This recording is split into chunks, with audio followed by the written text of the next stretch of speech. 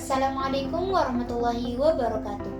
Halo, saya Nada Hafizatun Aulia dari program studi manajemen dengan NPM 2441405. Di sini, saya akan mempresentasikan hasil dari artikel saya dengan judul Dampak dan Transformasi Bahasa Gaul dalam Bahasa Indonesia Modern.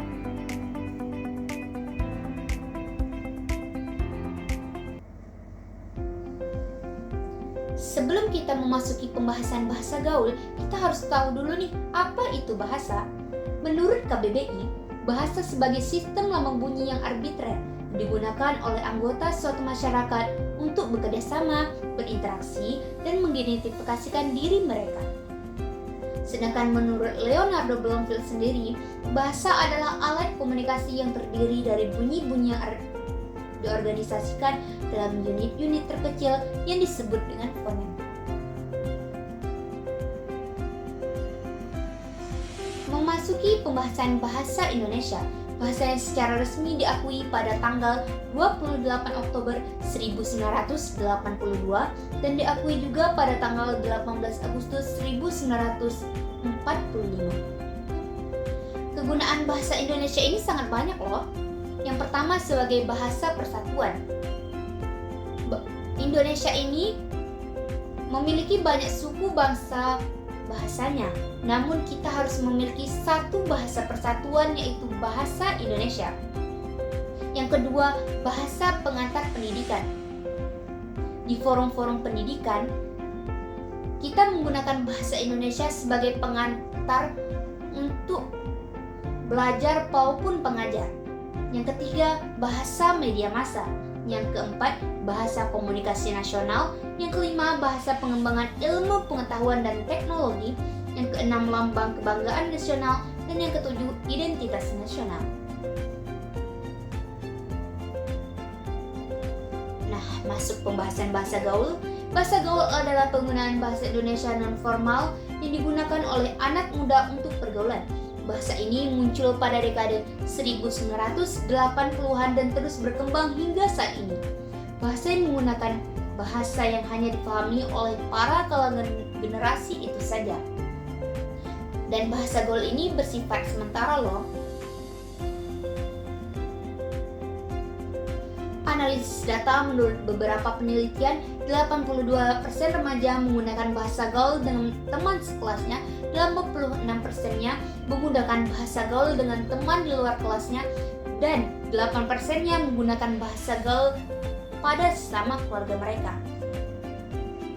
Kesimpulan dari analisis data ini dapat kita ketahui bahwasannya para remaja sekarang ini banyak menggunakan bahasa gaul dalam kehidupan sehari-hari mereka. Pada penggunaan bahasa gaul tentunya ada dampaknya, dampak positif maupun negatifnya.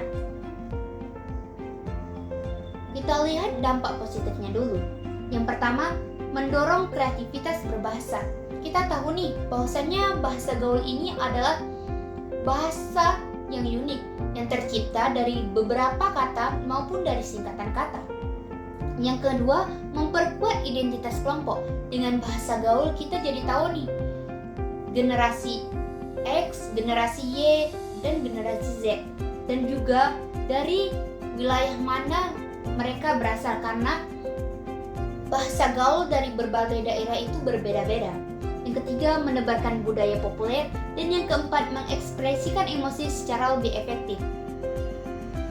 Para kalangan remaja sekarang ini banyak mengekspresikan diri mereka dengan menggunakan bahasa yang lebih efektif, yang lebih santai, karena lebih menjiwai daripada menggunakan bahasa baku maupun bahasa nasional. Nah, masuk ke dampak negatif. Jika digunakan secara berlebihan dapat menimbulkan kesalahpahaman dan dapat menyulitkan berbahasa Indonesia yang tepat pada situasi formal, dikarenakan bahasa yang digunakan mempunyai arti yang berbeda-beda. Nah, jadi penggunaan bahasa gaul pada situasi yang formal itu dapat menyulitkan dan membuat kesalahpahaman. Kenapa? Karena pada situasi formal ini tidak hanya satu kalangan maupun satu golongan saja yang berkontribusi.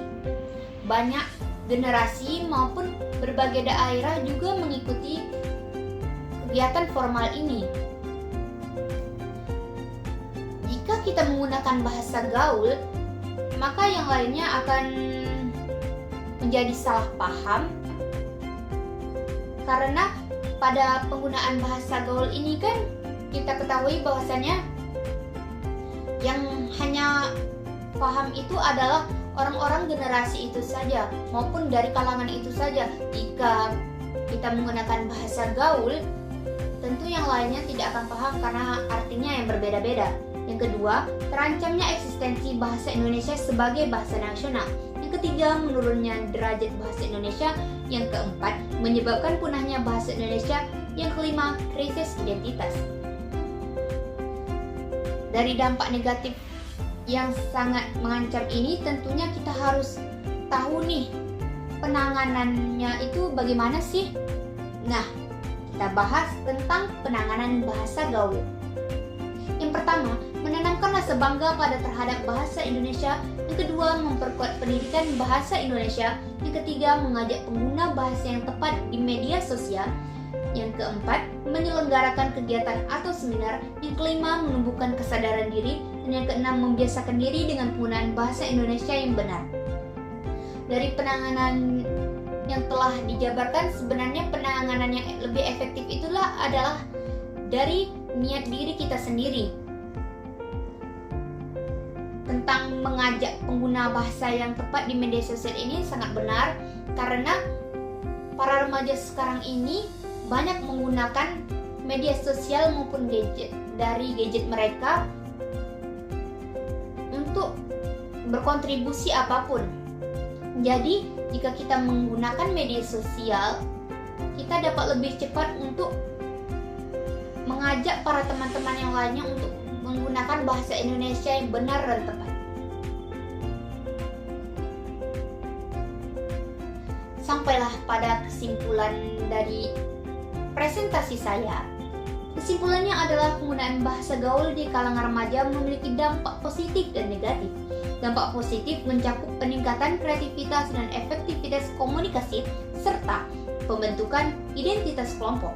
Namun, dampak negatif termasuk penurunan kemampuan berbahasa Indonesia yang baik dan benar, serta kesenjangan komunikasi antara generasi. Pengguna bahasa gaul yang berlebihan dapat merusak kosakata baku dan nilai-nilai moral, sehingga penting bagi orang tua dan pendidik untuk mengarahkan remaja dalam penggunaan bahasa yang sopan dan sesuai konteks.